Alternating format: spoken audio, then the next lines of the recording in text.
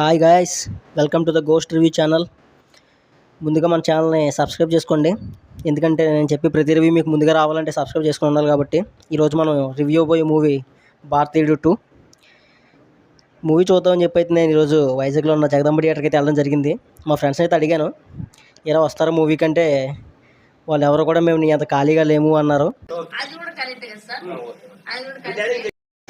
ఇంకేం చేస్తాం, నేను సింగల్కి వెళ్ళి సినిమా చూసి వచ్చాను.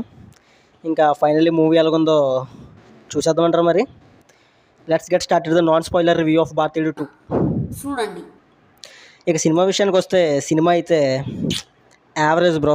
ఎందుకంటే పెద్దగా చెప్పుకోవడానికి ఏమీ లేదు మూవీలో.